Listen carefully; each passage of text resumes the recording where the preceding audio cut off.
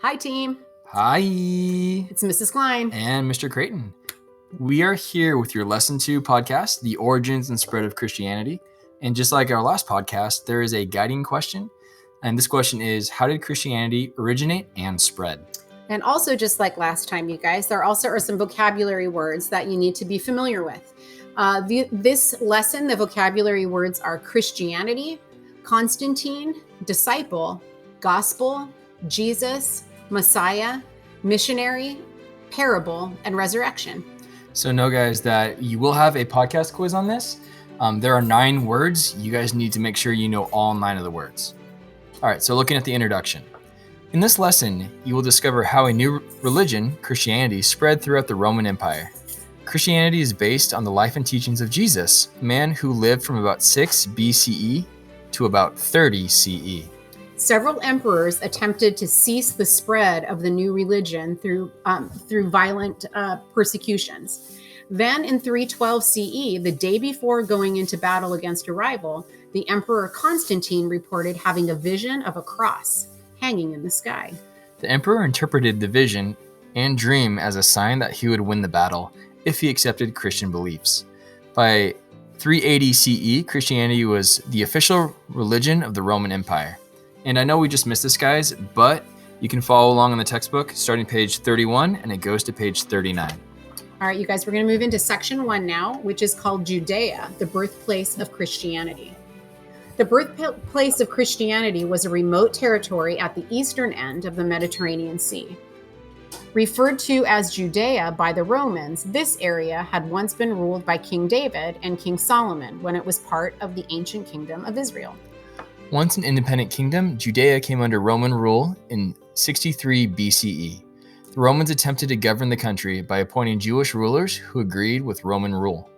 In 37 BCE, Rome appointed a man named Herod to be the king of Judea. When Herod died in 4 BCE, his kingdom was divided among his 3 sons. Once again, unrest erupted. Finally, Rome sent soldiers to Judea to regain control, and they replaced Herod's sons with a military governor.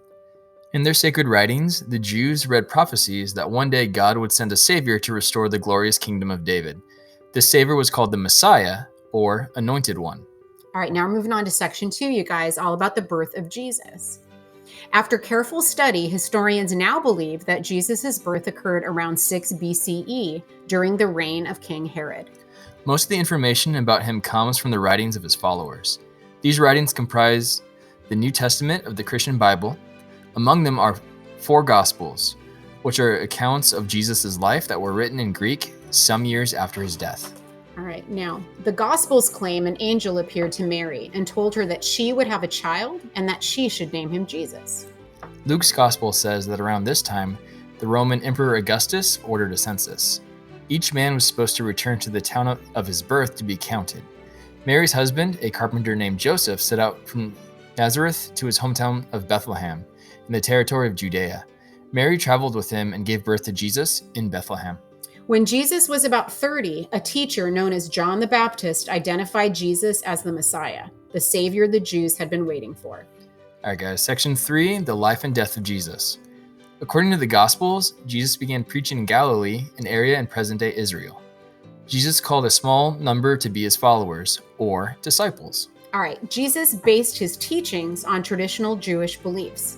However, the Gospels claims he put special emphasis on love and mercy. One of Jesus' favorite ways of teaching was through parables, simple stories with moral or religious messages. Some Judeans worried that Jesus' growing following would cause trouble with the Romans. According to the Gospels, Jesus explained that his enemies would come together and to destroy him, and he would be killed.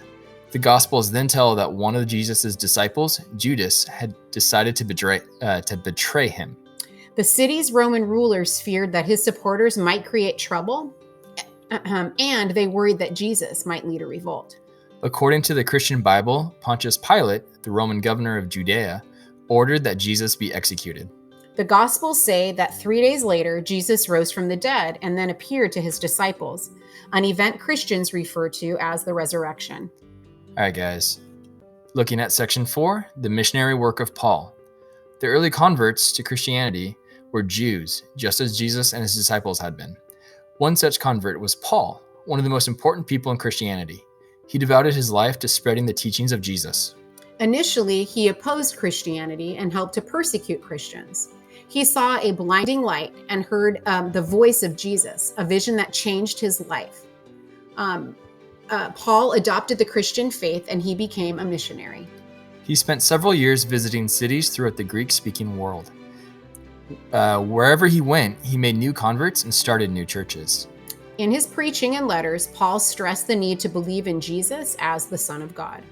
For a time, Paul was imprisoned or jailed in Rome, where he continued to write letters to other Christians. Tradition says that he was beheaded by the Romans around 65 CE, a time when Romans were beginning to persecute Christian believers. Okay, now we're going to get into section 5 about Christianity spreading.